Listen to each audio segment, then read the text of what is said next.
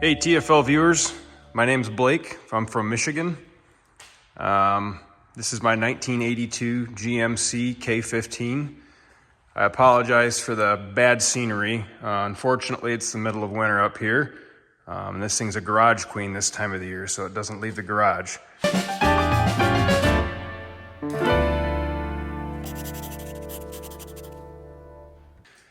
So the story with this truck, this was my dad's truck. If we go back 7 years, my dad actually picked up a 1978 Ford Courier, which if you're not familiar with those are basically the same thing as the Mazda Repu pickups. Little itty bitty truck with a 1.8 liter 4-cylinder. He had plans to buy that, kind of make it a work truck and a parts truck for their home down in Arizona. So he ended up putting a motor in that truck, drove it for a little while, and kind of realized that there's not enough truck for what he wanted. So he posted it on eBay.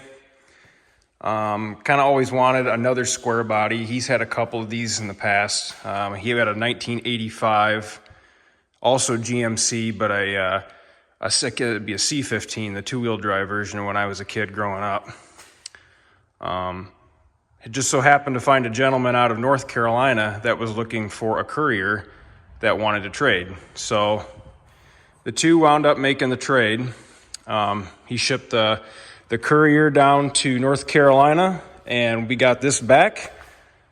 It is an all-original truck, save for maybe a few modifications that I've done since I've had it. 85,000 miles on the truck, give or take. Was originally a 305 truck, since has had a crate 350 swapped into it. Along with it, at the same time, it had the transmission rebuilt and a bunch of service work done. I bought it about a month ago, so I haven't had it long. I actually had it shipped up here from Arizona. So it's fresh off the truck from the motherland of salt-free vehicles. And that's why this thing's not driven in the winter. I've got a Volkswagen for that.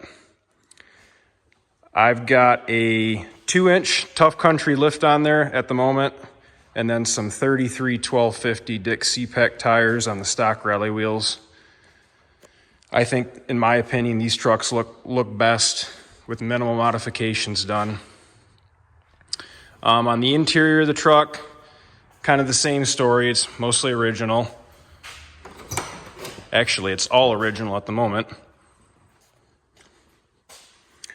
My dad had the seat recovered, repainted the door panels, put a new dash pad on it since those are famous for cracking.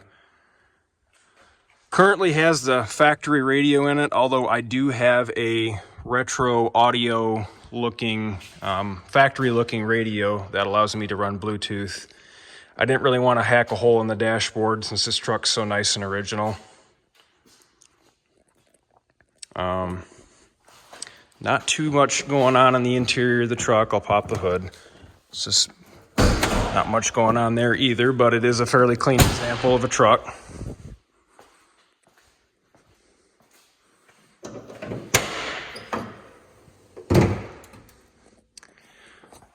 Like I said, just a stock 350.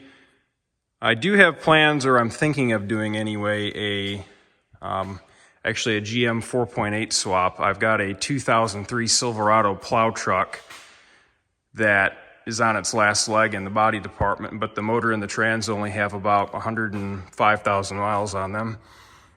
So I'd like to take it out of there, put it in here. 10 miles per gallon in this pig. Gets old, partially why it's also not a daily driver, along with not wanting to get it all rusty. So a funny story with this truck. So when he bought it, did all the work 5 years ago when he got the truck. I and my mom actually drove this thing out to Arizona from Michigan, which 1,800 mile drive, in a modern vehicle is a long drive, but in something like this, it's an even longer drive. Granted, this does have air conditioning and cruise. Actually, on the way, we only made it about 4 hours from home, and we stopped for lunch, pulled out of the parking lot to the restaurant, and noticed that the truck wouldn't shift into second gear, which I thought was odd, so I pulled it over. Ended up taking it to a local Chevy dealer, props to Grau Chevrolet in Lincoln, Illinois. And the one old school technician that actually knew how to work on these things at that dealership actually found out that it was a bad governor in the transmission. So they tore it apart, took it to another local shop in the area that knew how to work on these old transmissions and fixed it and had us back on the road in a couple hours. Other than that small hiccup, haven't really had any issues with it since. It's been a pretty reliable truck. Granted, it's only had about 7,000 miles put on it in 5 years. I'll go ahead and start it up. It is cold. It's been sitting for a day or so. Had it started up yesterday, but